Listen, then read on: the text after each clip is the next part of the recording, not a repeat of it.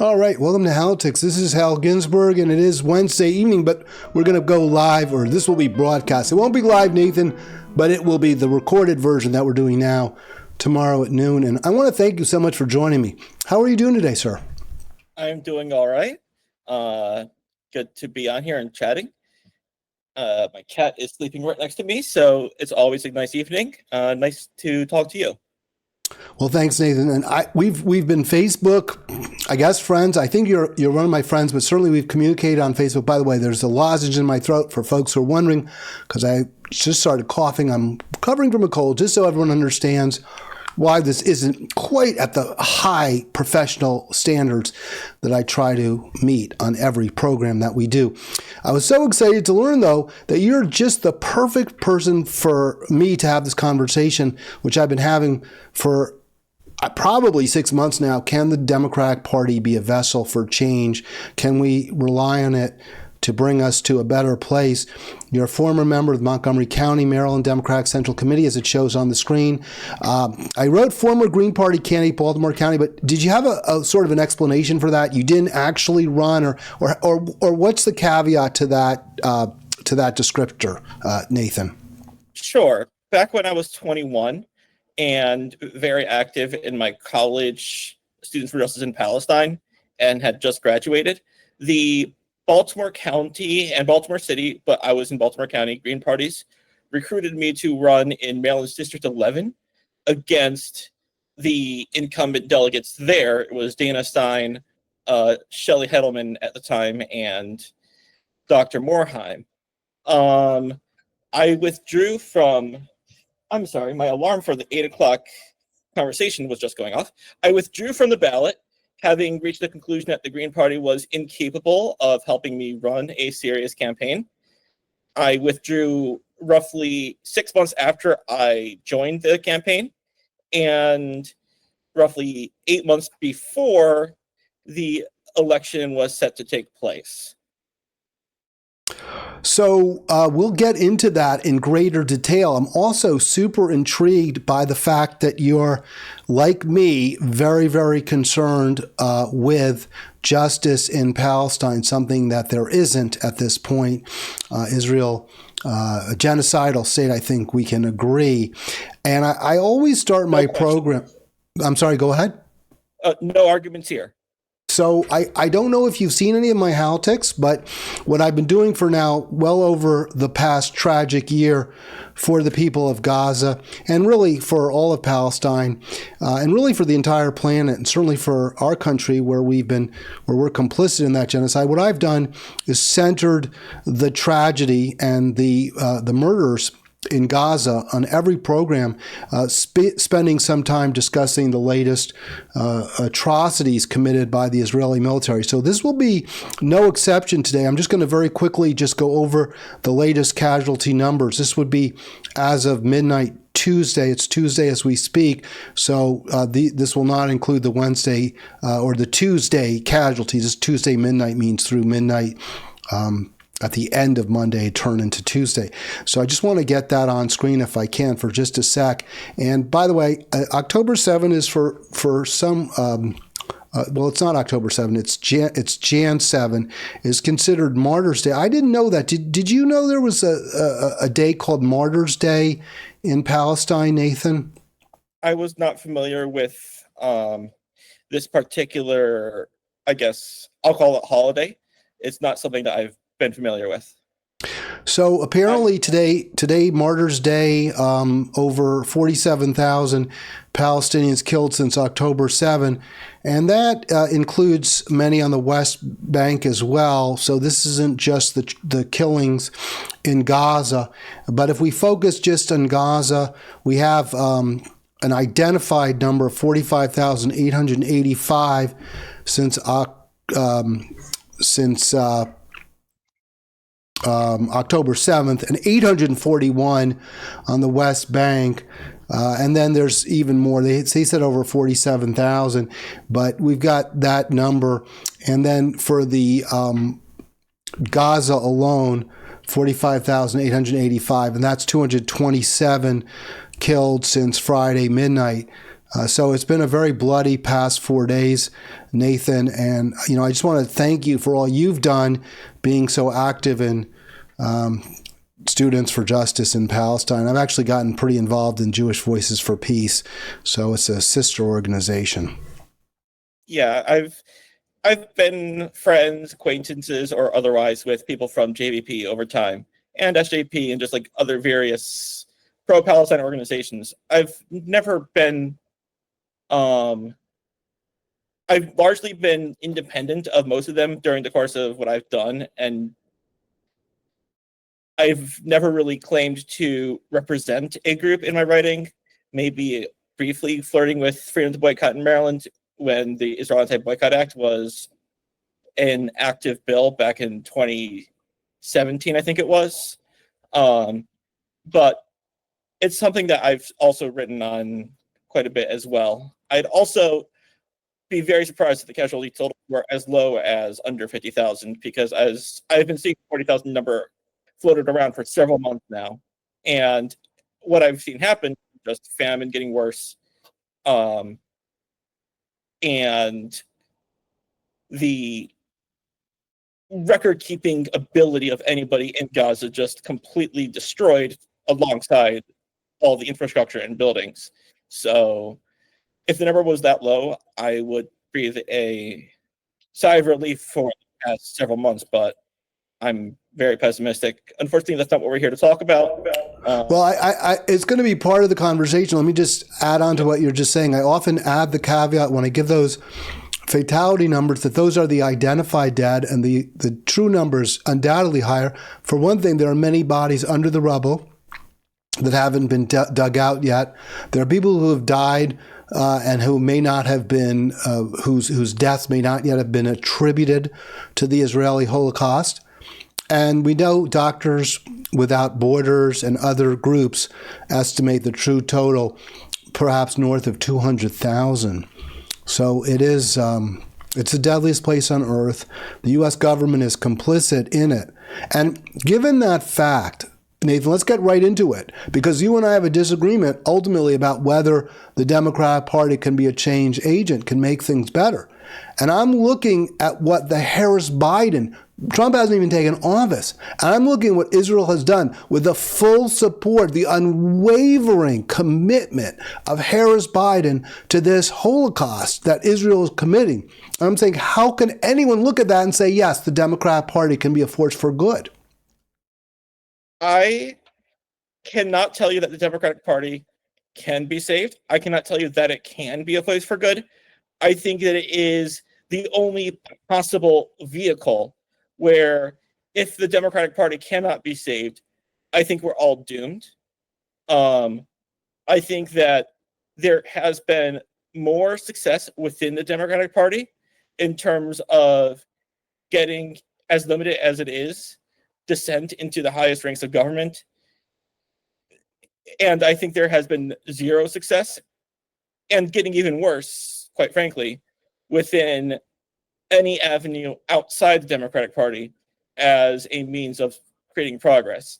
So I personally believe that there is a chance, but I also personally believe that if the Democrats cannot be rescued, I believe there is no chance for salvation, whether it be on Palestine or climate change or any of the other crises that the United States and the world are currently facing. Well, we're so happy to have Nathan Feldman with us, and I know the views that he's expressing are those of many of my viewers. I've heard them from you. I've seen the comments in Halitics on Facebook, and I hope you join, by the way, Halitics on Facebook if you haven't yet, the group, as well as, of course, you see the little like button I've got there, a little popping up for you. So click like, click subscribe, right to the subscribe. But Nathan, I would just ask you, because you said you've seen change, I think, and I don't want to put words in your mouth. I'm just trying to capture what you said. And I also want to get into your experiences with the Green Party, because they are certainly instructive. But I believe you indicated that you have seen some positive movement in the Democratic Party. So I guess I'll ask you what that is, and then I'm going to try to counter it with what I view to be kind of just the opposite. My view is that the success, very limited, which has also faced substantial backlash, particularly from groups like Democratic Majority for Israel and AIPAC, is that there have been committed anti-Zionists elected to Congress who have been able to elevate across the country with prominence, not necessarily into the party, but from the bully pulpit to the people, a pro-Palestinian voice on a level that we have never had in history before. And I'm talking about Rashida Tlaib. I'm talking about Ilhan Omar, both of whom have survived DMFI back challengers. I'm also talking about Cori Bush, who was unfortunately ousted. And I'm talking about Jamal Bowman, who beat one of the most entrenched pro-Israel figures, who described himself as the most pro-Israel Democrat in the House of Representatives, and unfortunately was ousted as well. There have been major defeats. I think it's the best that I've ever seen, and the best that America has ever seen, whether it be on Palestine or in the past 50 years, opposition to corporate rule. Very members of the squad are often quite imperfect, but the fact that they're capable of winning their primaries and capable of winning their elections and capable of getting hundreds of millions of dollars out of the pockets of organizations like AIPAC in opposition to them and not completely rolling over and dying. I think that that speaks to the Democratic Party being a possible vehicle for progress. And as we'll probably get into later, my view is they are the only vehicle that can be used for progress. So let me just respond briefly to that. And again, I really appreciate your coming on to discuss this. I look at the squad, and like you said, imperfect, but I see, rather than they having an impact on the Democrats, I see the Democrats as impacting on them. I think it's more like you put some pretty clean, fresh, tasty apples in a rotten barrel. And a couple days later, you reach into that barrel and you're not going to be able to figure out which ones are the fresh ones. They're all going to be rotten. And that's kind of what I see has happened. And an example with AOC, her complete full-throated support for Kamala at the Democratic convention. There was not one word about Palestine from AOC. Yeah, she openly obfuscated the ceasefire negotiations on behalf of Kamala Harris. I will probably agree with your assessment of AOC in that respect. And that's why when I listed off the people who I see as more hopeful, I listed Rashida Tlaib and Ilhan Omar more prominently than AOC. And I think that's fair, and I appreciate that. But on the other hand, Bush is gone, Bowman is gone, and you didn't really get any, as far as I could tell, much pushback from the squad members when all of this happened. I mean, AOC wanting to become House Oversight Committee ranking Democrat, and she doesn't even get there. But let me put a different fact out there, which I mean, I think that's relevant because it tells me that even when you have this prolific fundraiser, AOC, 10 million to 1 million, that Jerry Connolly, who's probably going to die of cancer pretty soon, and the party can't even move itself to support somebody like her, who we both just agreed has moved pretty far to the right and has become pretty corporate. They won't even endorse her. But what I find even more problematic, Nathan, is that every single Democrat, including the ones you named, voted for Hakeem Jeffries to be their leader. Yeah, and I mean, this is a case where, at the end of the day, what I value most at this current stage is the message that is getting propagated amongst the voters, and what is shaping sentiment across the country. Voters, largely speaking, in my personal opinion, are not going to be super sympathetic to Democrats bucking, shall we say, Hakeem Jeffries. But what I place a lot more value in is the fact that Rashida Tlaib has been openly hostile to Joe Biden's policy of the past year, as well as in 2021 when Israel was bombing Gaza in May after the Sheikh Jarrah travesty. She has been growing a public profile, as has Ilhan Omar, with both of them, like I said, surviving primary elections.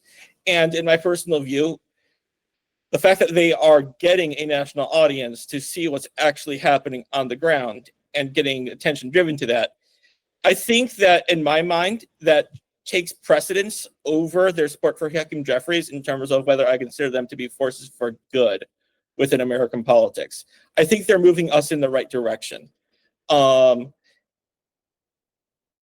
don't think every Democrat is moving us in the right direction, but I think they are.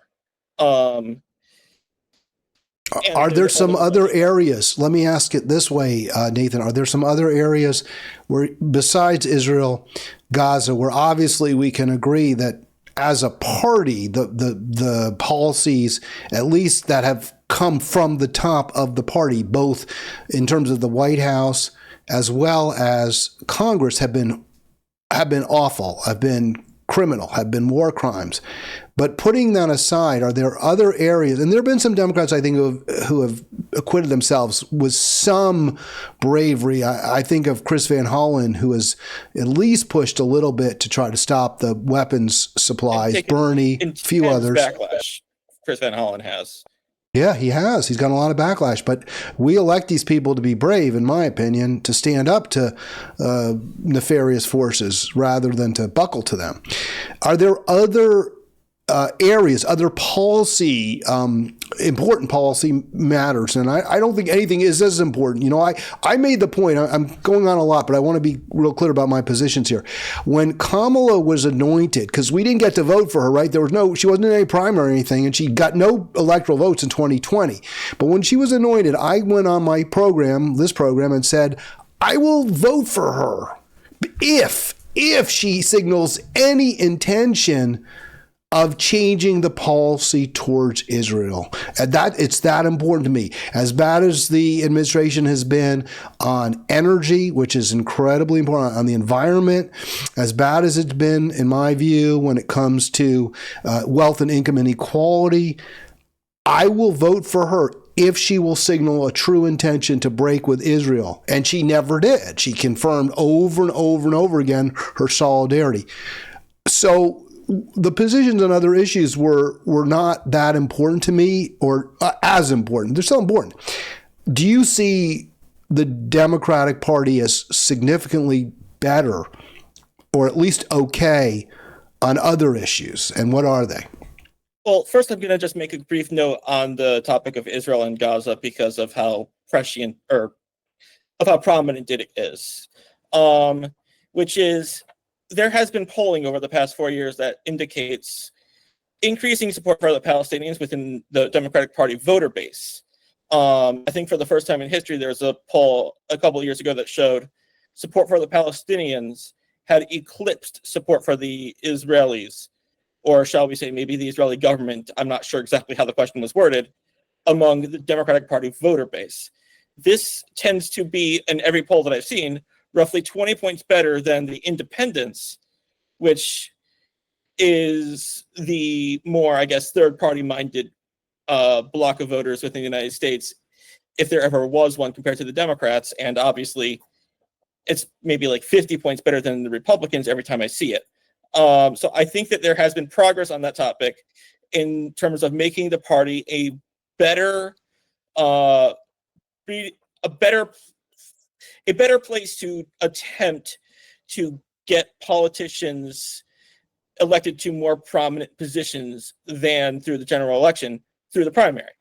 But getting to the other question that you asked, I think that Joe Biden, for as much as I despise him, has unequivocally been better for unions and better for labor than any of the Democrats before him. In some ways, like I say about being the best Democrat of our lifetimes, which some people have tried to tell him, it's like being the tallest kid in kindergarten. There's a bunch of shorties, but on the other hand, he did bad, and then he did okay with the labor strike on the railroads, where he shut it down, but then he negotiated on behalf of the unions, and they then later gave him credit for having gotten them most of what they wanted. Most importantly to me is the rulings done by the National Labor Relations Board, most recently where they said that companies that engage in union busting and show a clear bias may end up being forced to recognize a union among their workforce just for the practice of having engaged in union busting entirely. Other practices like captive audience meetings have seen a decline because of the NLRB. And I think that that is another area where, really driven by sentiment among voters, the party has improved. The last point where I think the party was making substantial progress was largely because of Bernie Sanders' run in 2016, where the parameters of debate within the party, when there are large-scale debates on the national stage, do tend to be focused on issues that, quite frankly, Bernie Sanders had in his 2016 campaign. Questions like, should a primary candidate be taking corporate money? That was something that really was not talked about in 2012. I actually remember Obama bragging that his donations were coming from tech, whereas Romney's were coming from oil, and tech were the good guys and oil were the bad guys. Now we have a much more cynical view as a party on companies like Meta, companies like Google, and things like that. And so I think that those are areas where the party has improved, or at the very least, the public conversation within the party has improved. Would you characterize the efforts, and I think the NLRB is the strongest argument, right, for Biden. I really do. I mean, I think your points are fair. I mean, there's a lot of areas where he wasn't good enough, right? I mean, there was no push for the PRO Act. There was no push to raise the minimum wage to 15, which had been a campaign promise. He's way too much of an institutionalist. I do give him credit for keeping the Trump tariffs in place. That was essential. Trump's backsliding on his tariffs. I don't know where you stand on tariffs. I'm very pro-tariff. I don't want to get into a big argument about that or a discussion even. Them, but we can put that aside. Okay, we can leave that aside for now. But I think that was the right call by Biden. You may disagree. I give Biden credit for pulling out of Afghanistan. That was the right thing to do too. So there are a few areas where I think he wasn't terrible, but again, I mean, I think you have to balance those with, obviously, we've talked about Gaza. I think the Ukraine policy, I think we can now say, was a complete failure, terrible, terrible disaster on every front, the way he handled Ukraine. And I think the even on labor, while you make a point, which I agree with on NLRB, ultimately, I don't give him credit for the railroad strike. He did, which didn't happen. I mean, he stopped it. And I understand that many of the railroad workers feel like that he did not negotiate anywhere near the kind of deal that they were hoping for. But putting those areas, just leaving them for now, is it fair to characterize any of that as sufficient, as anywhere near the kind of head-on challenge to corporate hegemony that we need in Washington? I would not characterize it as anywhere close to sufficient to challenge the level of corporate hegemony that we currently have. And I think that we would be in agreement that corporate campaign contributions just as a whole and corporate domination of American culture are antithetical to the notion of democracy. I think that we need a much bigger cultural shift than Joe Biden ever advocated for or represented. And that's why I strongly supported Bernie Sanders in the 2020 primary, because even though he was, even though you can say that he's more a social democrat than a socialist, which many people on the left have. Can I stop you for a sec? I'm not going to interrupt you. Exactly. I just want to clarify. You're, and I mean this as a compliment, but you're a young-looking guy. Were you not of age to be involved in the 2016 campaign for Bernie? I was in college at the time. That was the first time I voted in a presidential election. Yeah, I voted for Bernie in the primary. I voted for Chris Van Hollen in that Senate primary, actually, which I did too against Donna Edwards. I came to regret it at the time, but now that Chris Van Hollen has shown himself in the Senate, I think he's been probably maybe the second or third best senator that we have.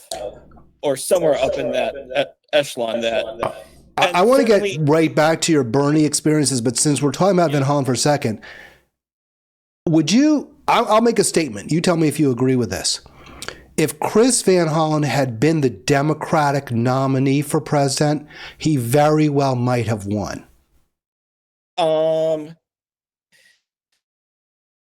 I'm not convinced, and it's, I think, largely because he's a quiet person. It's like his policy statements and letters that he writes to the State Department and his press releases that he puts out might be great. I think Democrats need somebody who can entertain. Quite honestly, I'm not sure. I think that's more of a personality thing. If we had a Chris Van Hollen with the charisma of a Bernie Sanders, I think that we might be having a different conversation. Let me explain why I say that. I went to a meeting where he was with 50, 60, 70 advocates a week or two after the election to explain the loss, to discuss it. And he answered questions directly. He answered them succinctly. He did not try to avoid or elide questions, and some of them were relatively challenging. I mean, they were not challenging like they were intellectually, a puzzle, but they were challenging in that they forced him to acknowledge significant shortfalls in his own party, and he did it. And that is, I think, what people want, and they did not get it ever from the Democratic nominee. No, Kamala Harris, Hillary Clinton, Joe Biden, Antony Blinken, every single State Department press official, by press official I mean the spokespeople, not the journalists. People, particularly young people, particularly on social media where you can clown on these fools, I think are sick of politicians answering questions, or I guess not answering questions and giving responses that are probably best described as sixth grade reading level sound bites that don't actually pertain to the problems that the people are facing, let alone, it's like sometimes the best you'll get is a reiteration of the problem the questioner is asking without any solutions. And that's if they acknowledge the problem at all. It's a big problem in our politics. I think everybody is sick of it. I think that's a big part of why people hate the Democrats so much, because they're trying to be and model themselves as the party of facts and the party of truth tellers. But then you can't do that and at the same time be like, oh, by the way, even though Netanyahu openly said that he's against a hostage deal for the end of the war, Israel is the one. The Democrats will say, hey, Israel has agreed to a ceasefire. And then it's like, no, they haven't. Things like that. I think we can all agree that we're sick of them. I think, but still, you see them as a possible, not definitely, not certainly, but as a possible solution and the only possible one. Let's get to the Bernie campaign. So I saw Bernie taking one or two steps back from what I really, really loved in 2016, when he felt he was more fearless, more willing to really go after the Democratic establishment. Was that your sense?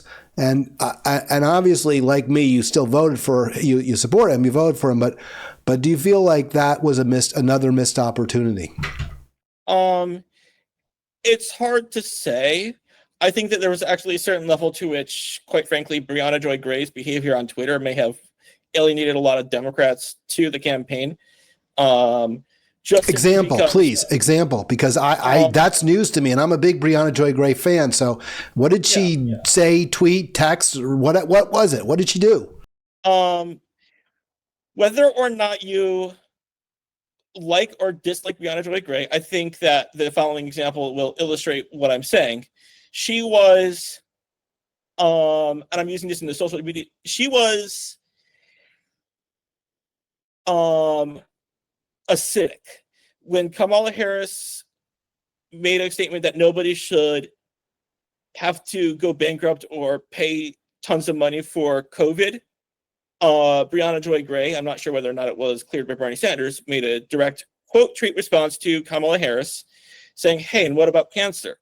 And I think that anyone with intellectual honesty could see that she was making the point because of Kamala Harris's withdrawal of her co-sponsorship of Medicare for All.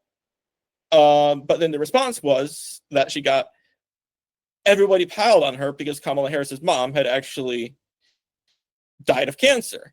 Now, I don't know whether Brianna Joy Gray was even aware of this fact before she made the tweet.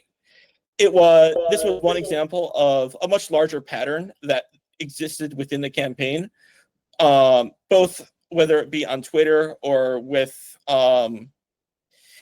people just generally speaking being unfriendly or not likable to a lot of people that are less black-pilled about establishment Democrats than maybe you are, or maybe even I am. And I think that that sort of thing is not good politics within the confines of the Democratic Party. I think that there's a certain warmth that Bernie Sanders exudes that gets people to support him that was absent from, for example, Brianna Joy Gray's and many of his supporters' actions on social media. Justified or not, that I think likely hurt his chances. So while you were talking, I spent some time doing my little search by Google searching, and I believe I found exactly what you're talking about. Nathan, I have zero recollection of this. I don't remember this hurting or even coming up during the campaign, but I certainly accept your description as such. But Bernie got in so much, so many fake things were said about him, the Bernie bros supposedly being mean to people, and there were zero examples of that. Do you really think this is so awful for what Brianna Joy Gray wrote? I mean, and maybe this isn't exactly what you're referring to. I think it is awful at all. I think it's a perfectly valid point with respect to the debate between current healthcare system versus Medicare for All. I personally have no problem with the statement. But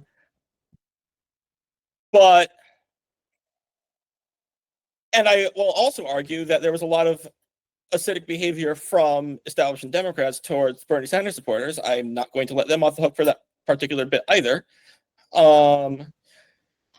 At the same time, I think that there's an extra burden that gets put on somebody who says, we want to change your party. We think your party is entirely in the wrong on this thing, but we're also going to not give you want to make the people who you're telling the party is completely in the wrong. You want to give their supporters at least a good feeling about who you are and not be completely snarky with them and be combative with people that they otherwise might admire. There are a lot of Democrats who have a very positive opinion of Joe Biden and Kamala Harris, as well as AOC. There are many Democrats who might be fonder of even some of the most conservative Democrats like Joe Manchin and AOC. People's opinions and the general vibe they get about the politicians that they like, even if we want to convince them that those politicians are in the wrong or are fundamentally complicit in the biggest problems of American democracy, I'm not convinced that I think that there needs to be a friendlier image presented to them by people who want to tell them, we want to fundamentally change your party from the top down and essentially overthrow all the people that you like. It's an unfortunate fact that I'm just going to add the one last point. I think it's very unfortunate that voters like politicians who oppose policies that these same voters will support. It's a fact of life. I don't have the answers to it. But the reason why I say all of this is to get all the way back to the original point of whether Bernie Sanders was being, shall we say, more conciliatory in the 2020 campaign. I don't agree with that characterization, precisely because of this kind of communication from Brianna Joy Gray that was openly hostile and somewhat condescending towards Kamala. rightly or not. I think that's just, I think, the best way for me to say I don't fully agree with your characterization of Bernie. So let me ask you this, and I think that's fair what you said. I think your points are good, Nathan. I mean, I think they're intelligent. I think they're persuasive. I agree with them. I want to frame it this way. I think what you're saying hurt Bernie in the primary, but what might have hurt him in the primaries would have stood him in extraordinarily good stead in the general election. And I think that, for example, had he been more aggressive against Hillary in the 2016 primaries, I don't know whether he could have still beaten her. It might have been used against him to a point where people would have, they kept saying he was sexist and this and that. But if he had advanced, he would have found an awful lot of love from Republicans who find these establishment Democrats reprehensible and find their mealy-mouthed. Go ahead. Head-to-head polling supports exactly what you're saying. Throughout the primary, Bernie was consistently polling roughly 10 points ahead of Trump, and Hillary Clinton was polling roughly neck and neck. Then, and the election day, my personal belief is that the polls were right. Bernie Sanders was again polling in the exit polls roughly 10 points ahead of Trump on election day in the hypothetical matchup. Hillary Clinton's polling, according to 538, gave her only a 76% chance, which is still 1 every 4 simulations gave a Donald Trump victory. Hillary Clinton finished with maybe 2 or 3% popular vote advantage. She lost. I think the polling there was correct. I think that it was much worse, electorally speaking, to nominate Hillary Clinton than it was to nominate Bernie Sanders. And I think he should have highlighted those numbers a lot more. Yeah, and I would just make the point that I think to the extent that Bernie's willing to go after Democrats, that would help him again, even in 2020 as well. But I agree with you, in the primaries, it's a problem. And it's funny because it would be an example of Bernie moving left in the primaries, and it would hurt him in the Democratic primary, but help him in the general if he were to make it. It's kind of ironic, isn't it? I don't even characterize it as moving left. I just think it's a different kind of messaging.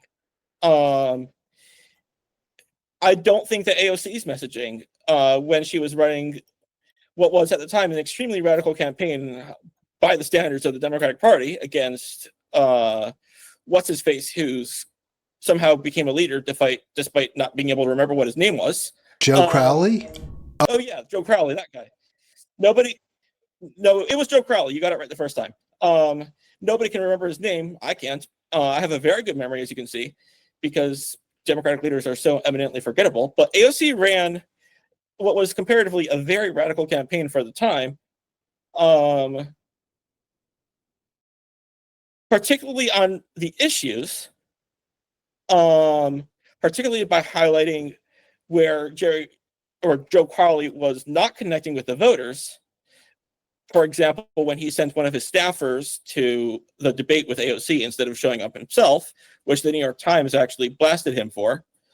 But her message was fundamentally empowering. I'm a Latina woman. I'm young. I'm Puerto Rican. I'm a former bartender. I'm a millennial struggling to make it in this world. And I'm running to represent you because I am you. And a message like that makes people feel good. And it creates a movement that people want to be a part of and want to uplift. And having that aesthetic, rather than one that is far more focused on tearing down the people who voters are predisposed to like, because Democrats tend to like their elected representatives for better or for worse. I think that's a much more effective messaging. And it's interesting because I don't find, to me, like, I'm Jewish. The party's primaries. I understand. I'm just saying I'm Jewish. I couldn't care less what religion the person is. I just want to hear they're going to try to push for Medicare for all and bring peace to the middle, stop our support for military adventurism overseas and genocide. That's what I want to hear. I don't care whether you were a bartender or a bricklayer or a billionaire. None of that matters to me. But I get what you're saying. AOC was able to kind of make the argument, I'm like you, but she's also, and she was like them, like people to a certain degree, a significant degree she even. had policies that would help them. She could say, I'm like you, and these are policies that will help both of us. But Bernie wasn't like a lot of the people that supported him, that he excited, that he brought into the fold. He wasn't like them at all. And it was because of his policies that he was able to do that. I think that he's like a lot of the people he brought in the manner that he's a straight talker, but also gives off a kind of like stereotypical Jewish grandpa vibe. And people like their Jewish grandpa. They like their straight talking, don't mess with me, don't take my looks, kind of a person who, I mean, he brought people in to join what was a political revolution, and one that was, again, at its core, rooted in attacking some of the most despised elements of American politics, its domination by corporate money, and empowering people both through policies and as well as through allowing people to, like, there was one rally, I don't remember if it was 2016 or 2020, where there was a fireman who told Bernie Sanders that he was going to commit suicide because of his medical bills being at like $120K. And Bernie Sanders got in touch with the senators from Nevada, got those insurance companies to forgive that debt or somehow make it livable. And the next time I think the fireman came and saw him, he gave him his jacket. And it's because, like, they could see him fighting for them to empower them in their lives, with, at the same time, being a likable person. I think that that's something that's incredibly important. I think that this is actually something that, at this point, I don't think that Green Party is even capable of giving a likable image of itself, where people will see Green Party activists and say, like, I like this person. So let's get into that. Before we do, sure. Because I was going to go right there. We have on your name tag there, former member, Montgomery County Democratic Central Committee, that's Montgomery County, Maryland, and former Green Party candidate, Baltimore County. So tell us about the one at the top first, because that turned you off the Democrats, right? Being a member of the Democratic Central Committee turned you off the Democrats. Being a Green Party candidate turned you off the Greens. But now you come back to the Dems, is that right, to a sort of a degree? I mean, I've always been turned off the Democrats ever since, quite frankly, 2016. And it was my way of trying to do whatever little bit I could to move the party ever so slightly to the left. The way Maryland politics works, for any of you viewers who don't know, when a delegate leaves the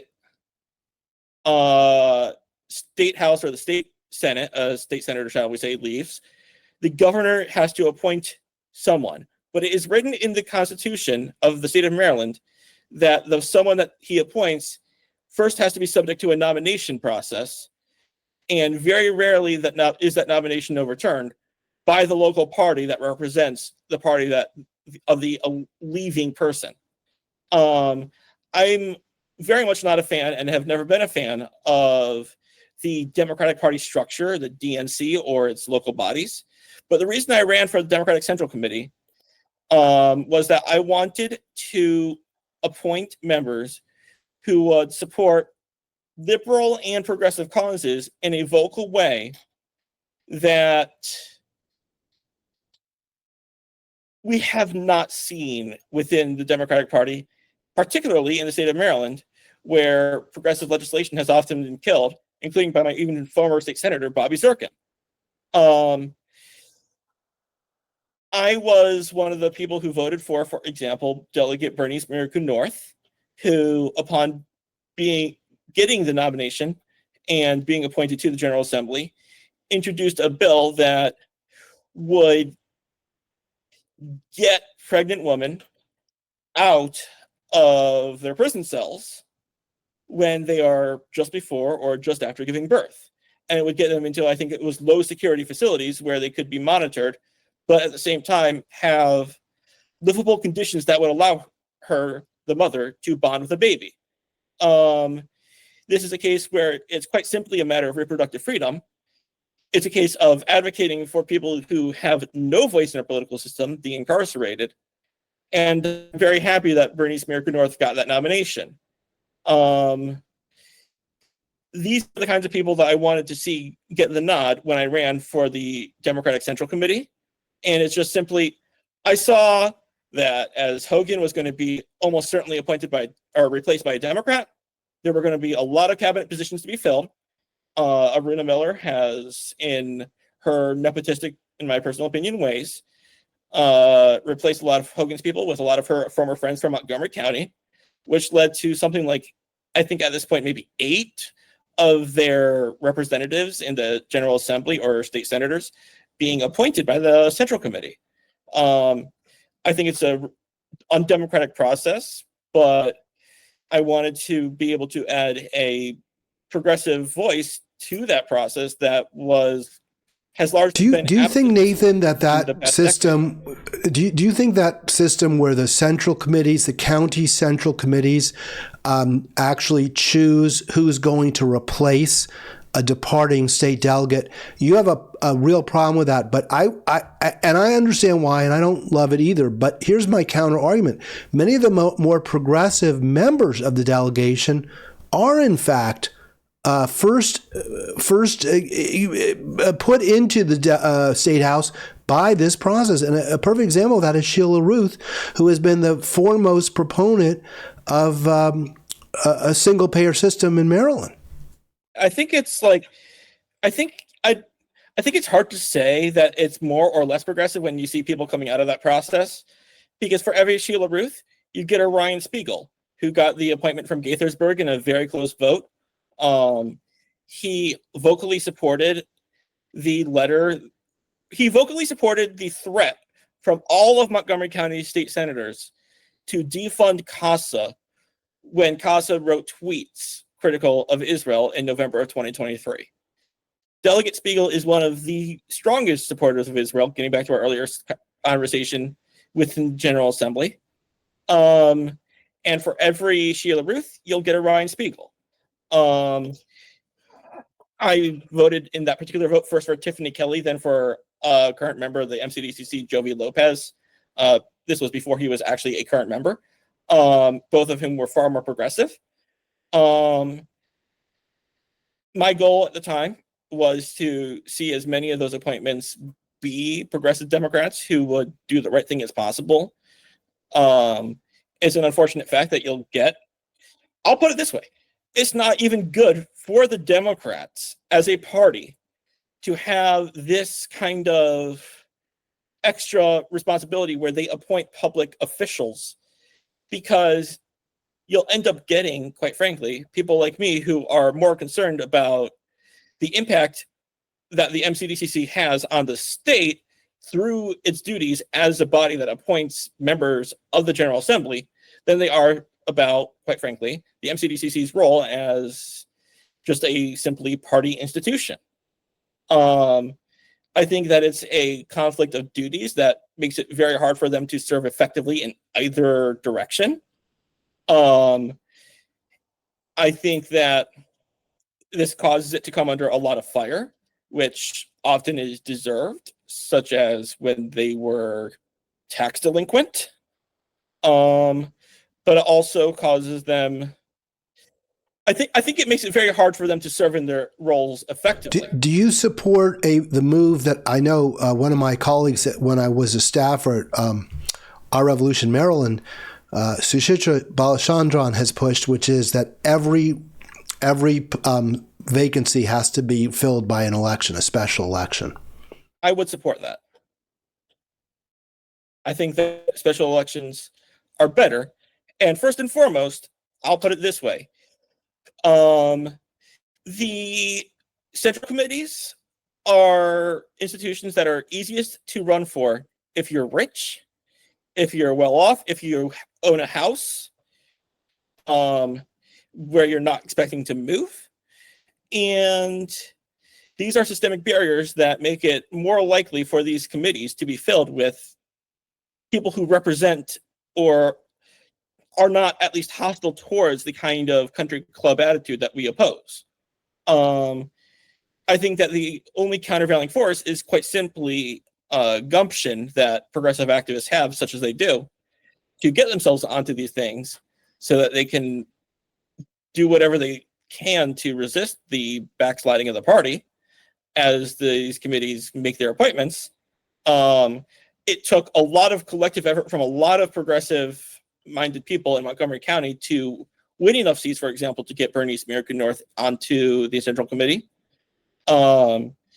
and shape the conversation there. But I think this is the systemic barriers there. So Nathan, talk about your experiences as a Green Party candidate that have really, it seems like, and I don't want to again put words in your mouth. I'm only trying to kind of synopsize what you said, as I understand it. I don't know, synopsize, I don't think is a word, but what about that experience turned you off the Green Party? I'll give you two different tracks, and I'll give it back to you to choose either whichever one you want to respond to. But I'll give you two responses. The first response is how my experience was as a Green Party candidate, and the second response will be my view of the Green Party and its messaging and its entire, I guess, raison d'etre for existing. First on the first on the candidate side. Yeah, sure. First on the candidate side. I was recruited when I was 21 to run for a state delegate seat at a time when I had essentially zero community connections within my area because I had just come from the University of Maryland College Park and returned back to my parents' house to work a job in Owings Mills as a software developer at the time. I was far from anyone that you could say would be able to I didn't have any kind of real Rolodex of the district or deep community connections, let alone be like a recognizable name among voters. I was open with the party at the time where I was like, hey, if you need, I will be the candidate, but I need you guys to really do the legwork of making this campaign a real one. I, during that run, only had one fundraiser, which raised about $1,000, just ever slightly more than 1,000, I think it was. I had essentially zero help setting up any lit or graphics, so all I ended up with at the time was the small business cards that I was handing out. I did not print them through a union shop. I did not realize at the time that union shops had the little buff on them. There was no person from the Green Party at the time who told me to go to a union shop and do it. So when I went to the AFL-CIO with their questionnaire and I said, hey, I'm with you guys, I support unions, I would like your endorsement, I handed out my business cards, the first thing they did was they looked at them and they said, hey, we tell our members to look for the union buff and you don't have one. One of the people from the Green Party at the time, I think it was Andy Ellis, I reached out to him and I was like, hey, what happened here? Why didn't you tell me about this? His response was largely that the people in these unions don't really care to see it. I found this to be. Wait, I'm sorry. Could you wait? I'm sorry. I didn't really understand. Well, I know Andy. Andy's been on this program. He's a friend of the. But he's running for governor actually now. But he said what exactly? The union people. He basically said that the people who are the rank and file members of the unions, when they look at this lit, his response was largely that having a union butt on the literature doesn't really matter. When I asked him about it after this meeting with the AFL-CIO, I hope that he's learned from that particular mistake, and I hope that he's not using a union shop, if no other reason that I think you should always use a union shop as opposed to a non-union shop. But like, that was something at the time that bothered me, and I was like, this party is completely unprepared to do anything. When I was actually running, shall we say, I will grant we were roughly a year in advance, but I was very clear. We are a third party. If we're going to have any shot in hell of making a serious showing, we need people canvassing even during the primary, because you're running up against Democrats can scale their operation just by virtue of being one of the two major parties. Greens cannot. You can only match that with shoe leather, or shoe faux leather in my particular case. And I had one volunteer show up more than once. I had maybe 3 volunteers in total, maybe 4. I had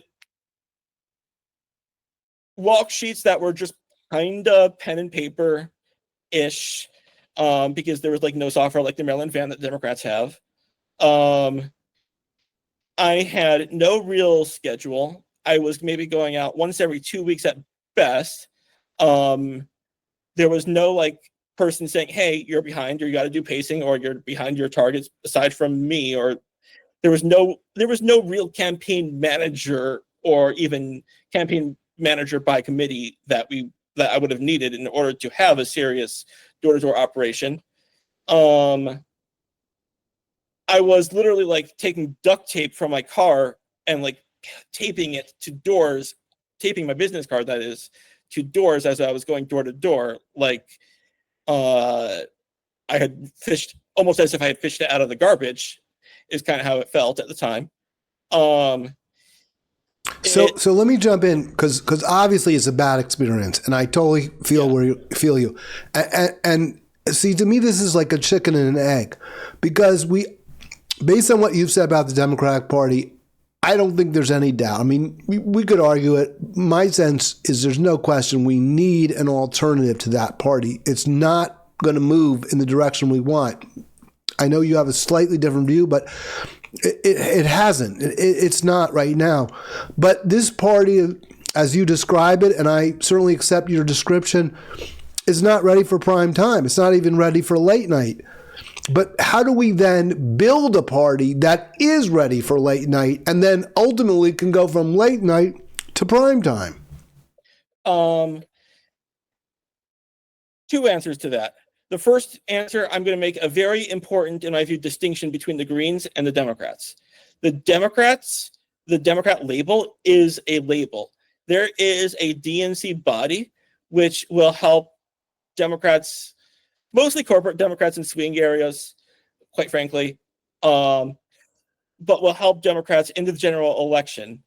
But by and large, the DNC is really something that takes a backseat to all the other forces swirling around that dictate what happens in the primaries, which are largely other bodies like Democratic Majority for Israel, which has no affiliation with the DNC, unions who run their own candidate from time to time, Working Families Party, etc. The DNC really takes a backseat. The Greens are really a body where it's like the Green Party institution is the structure that you're relying on in order to run a campaign. You can't really get a bunch of funding and run a candidate on the Green Party label from people who aren't already affiliated with the Green Party in the same way that you can with the Democrats. You can just get a bunch of donors and run as a Democrat.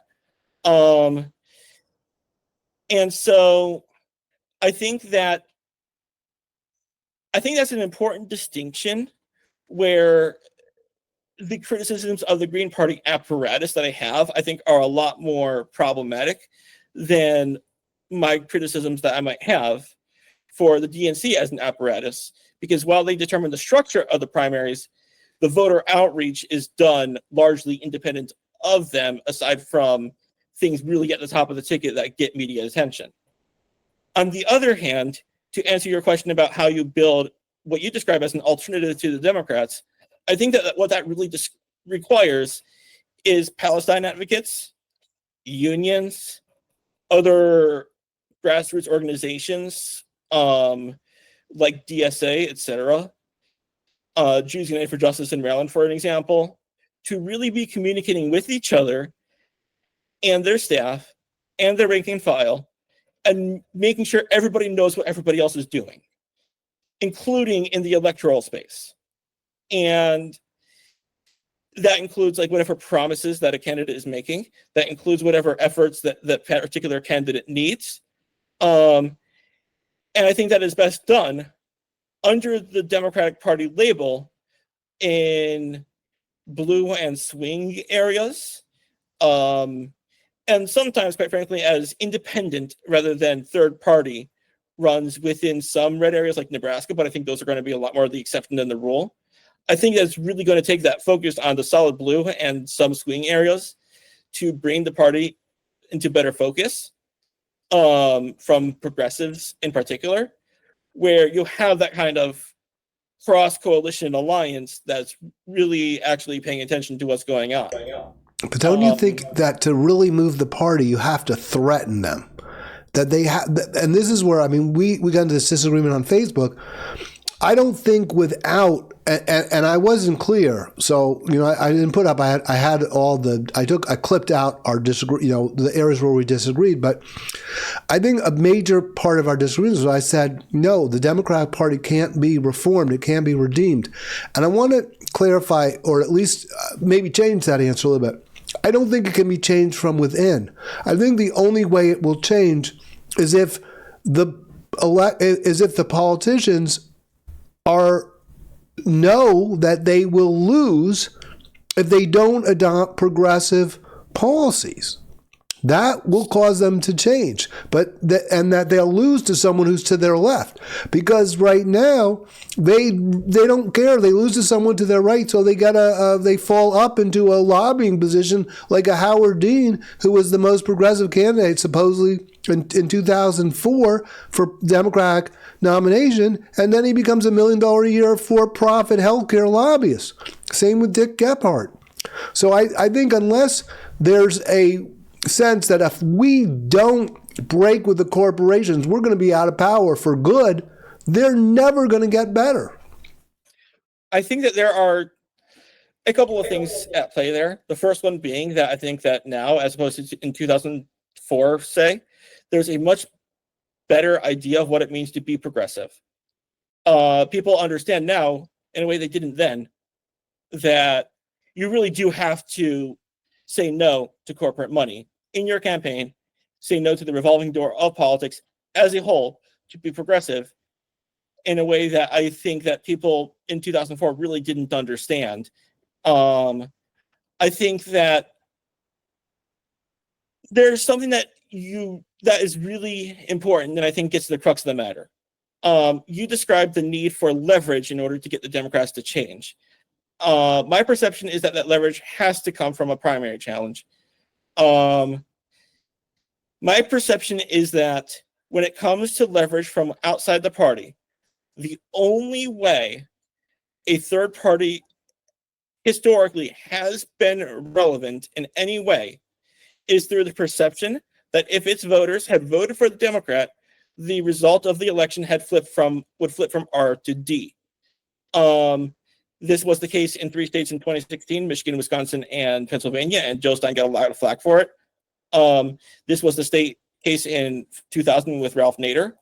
In my eyes, this is the only way any kind of leverage can be claimed on behalf of a third party. And this leads to a fundamental problem, which is in order for the third party to be able to claim that they have any kind of leverage, a Republican has to win. Otherwise, the third party was unsuccessful, i.e. the Democrat won. And in that meantime, once that third party has leverage, it has another several problems in front of it. The first problem being that even if the Democrats change their mind, what they think will likely not matter because they're out of power. it won't matter, in my personal opinion, how progressive the Democrats are in the next 4 years, because Republicans are going to solidify their 6-3 Supreme Court and do all sorts of horrible shit. Excuse my language, I promise to be clean.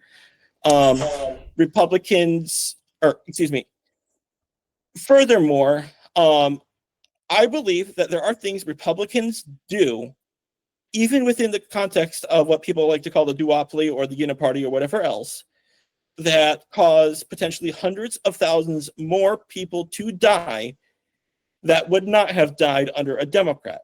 The example I always go to nowadays is the fact that Donald Trump fired roughly 2/3 of the pandemic response team in China just about a year prior to the COVID outbreak. This included the chief scientist responsible for training the Chinese epidemiologists who were first and foremost supposed to respond to an outbreak like COVID. And when you have actions like that, that completely destroy any real ability for the United States to help China respond to an outbreak like COVID, the Green Party, you can say it had leverage in 2016 because Jill Stein got enough votes to sway the election. They were incapable of doing anything to mitigate the excess harm the Republicans then did to America. So let me jump in. Could have done to save those lives. Let me jump in because I want to give you the last word. We're at the end of the hour. I just want to, throw a couple points at you and have you respond. So in terms of leverage, Hillary knew that, there was a chance she could lose that election. There were a lot of factors that were involved. She could have moved to the left. She kind of grudgingly did at the end, but she did. And the party could have also read the tea leaves in advance and said, you know what? Bernie does better than Hillary. We shouldn't throw all our support behind Hillary. We shouldn't get CNN to give her the answers to debate questions. We shouldn't send all these flacks out there to call Bernie racist and sexist. That's not the right strategy. The party chose not to do that. The party chose to lose.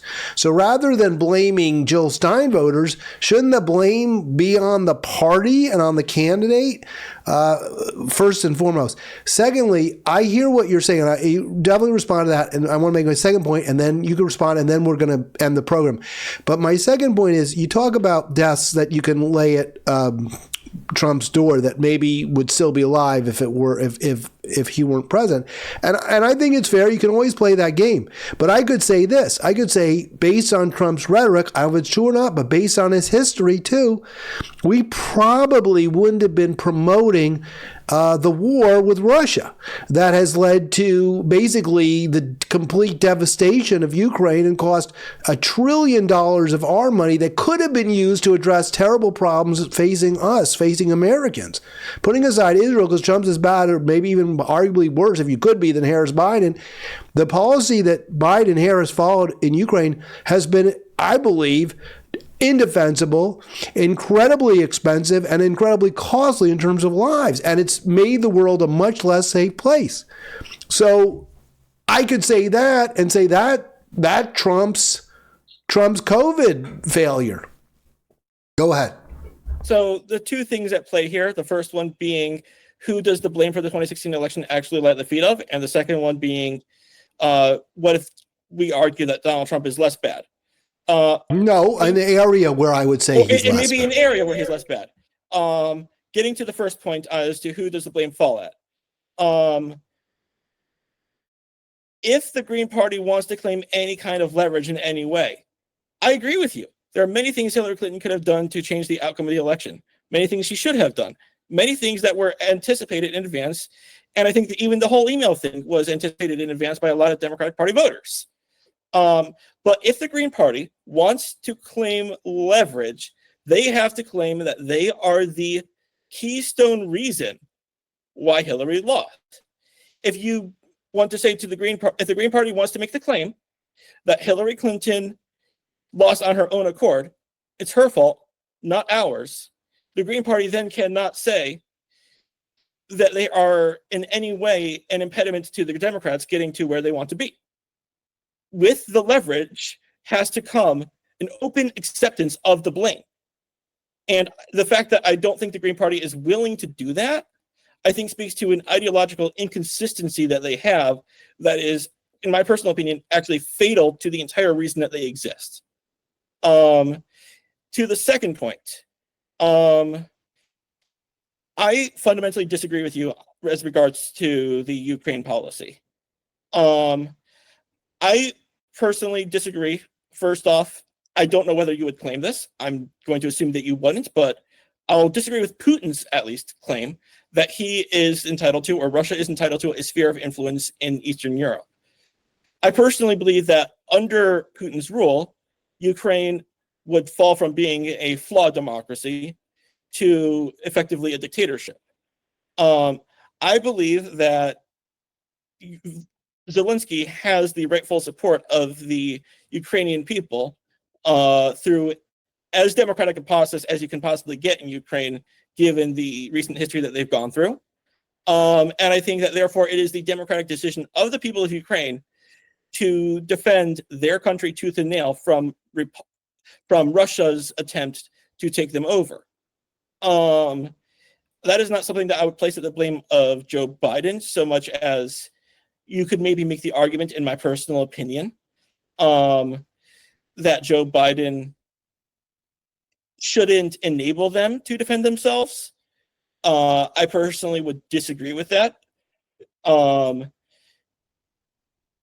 I think that's a case where we're going to have a very strong difference in policy. And in terms of the scale of death, the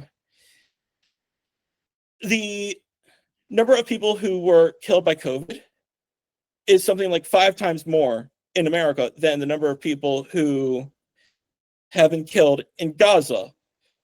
And the number of people who have been killed in Gaza is, again, something like a multiple more than have been killed in Ukraine by Russia's aggression. Or at the very least, the number of children is more than as far as I've seen, like the number of children killed in all other conflict zones throughout the world over the past maybe 3 years.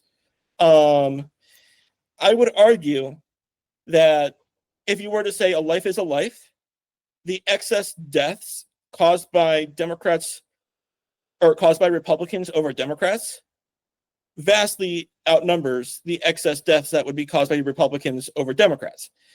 And I'm just going to make one final point on that particular front. You made the comparison earlier between Gaza and the Holocaust, and I think that there are many similarities regarding Israel's behavior that are such as like literally stealing women's underwear from their drawers and putting it on social media, similar to how the Nazis behaved back in the 1940s. This was a story covered by the Times of Israel. And the question for me with Donald Trump advocating for what he calls total victory for Israel, and the fact that he will want to put the most extreme supporters of the Israeli settlements and Jared Kushner back in charge of the region, was between Harris and Trump. Even if we're able just to save an Auschwitz worth of people, I think that it's a very simple moral question that you have to save as many lives as you possibly can. If you gave me a big red button that said, I cannot prevent the Holocaust, but nobody dies at Auschwitz and that camp never existed, I would press that red button because it would have made it less bad for those victims. As many lives as we can possibly save, I think, even within scales of catastrophic to apocalyptic, as horrible as it is, I feel like that's where our politics are. That's how I'm going to vote until I see a serious way to stop the killing that I feel can actually show itself to be a serious institution, or a serious option. And I do not believe that it is possible in American politics for a third party to present that, where I believe that it is maybe you could say unlikely, but I think it's maybe possible for supporters of progressive change within the party to create. It's a horrible moral choice that we've been presented with. But that's the way that I see politics right now, and that's the way that I voted. Appreciate that so much, Nathan. Really appreciate your time. Thank you so much. I promise you the last word. I always give my guests the last word. It's the least I can do. So thanks so much for joining me. And I will be back, folks. I'll be back Thursday live.